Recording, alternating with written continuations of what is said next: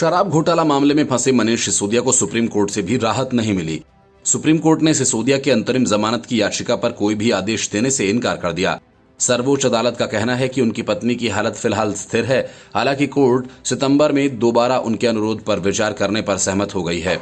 इसके अलावा कोर्ट ने ईडी को अगली तारीख तक ये बताने को कहा है कि सिसोदिया के खिलाफ मनी लॉन्ड्रिंग मामले में मनी ट्रेल कैसे स्थापित होता है। सिसोदिया पर शराब नीति में घोटाला करने का आरोप है, जिसकी जांच सीबीआई और ईडी कर रही है। जस्टिस संजीव खन्ना और वीएसएन भट्टी की पीठ ने सिसोदिया की पत्नी के मेडिकल रिकॉर्ड को देखा और कहा कि वे स्थिर हैं। ऐसे में वे मामलों में नियमित जमानत याचिकाओं के साथ साथ पूर्व डिप्टी सीएम की अंतरिम जमानत याचिका पर भी विचार करेगी। सिसोदिया ने अपनी पत्नी की खराब सेहत के आधार पर अंतरिम जमानत की मांग की है। शीर्ष अदालत ने 14 जुलाई को सिसोदिया की अंतरिम जमानत याचिका पर सीबीआई और ईडी से जवाब मांगा था। दिल्ली के डिप्टी सीएम रहे सिसोदिया के पास कई अहम मंत्रालयों की जिम्मेदारी थी, जिसमें एक्साइज विभाग भी था। सीबीआई ने उन्हें 26 फरवरी को घोटाले में कथित भूमिका के लिए गिरफ्तार किया था। तब से वे तिहाड़ जेल में बंद हैं। इसके बाद ईडी ने तिहाड़ जेल में उनसे पूछताछ के बाद 9 मार्च को सीबीआई की एफआईआर से जुड़े मनी लॉन्ड्रिंग मामले में गिरफ्तार कर लिया था। उन्होंने 28 फरवरी को दिल्ली कैबिनेट से इस्तीफा दे दिया था।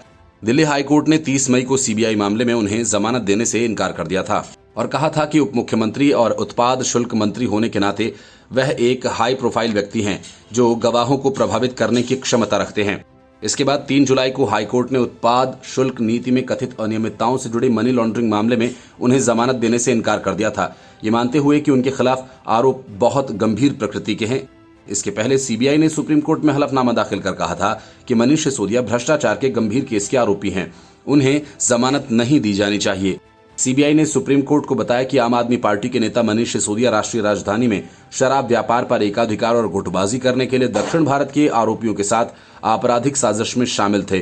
सिसोदिया की जमानत याचिका के विरोध में दायर जवाबी हलफनामे में सीबीआई ने तर्क दिया कि सिसोदिया ने दिल्ली उत्पाद शुल्क नीति के बारे में जनता की फर्जी राय तैयार की। मनीष सिसोदिया ने पहले भी सबूतों को नष्ट किया है और जमानत मिलने के बाद फिर वही करेंगे। हलफनामे में कहा गया कि सिसोदिया ने दिल्ली में थोक और खुदरा शराब व्यापार के एकाधिकार और गुटबाजी को सुविधाजनक बनाने के लिए उत्पाद शुल्क नीति में हेरफेर किया। वे दक्षिण भारत के आरोपी व्यक्तियों और अन्य लोगों के साथ आपराधिक साजिश में शामिल हैं। सिसोदिया ऐसे मामलों में जमानत के लिए ट्रिपल टेस्ट को पूरा नहीं करते हैं क्योंकि वे राजनीतिक रूप से प्रभावशाली हैं, पहले ही सबूत नष्ट कर चुके हैं और पूछताछ के दौरान असहयोग कर रहे हैं।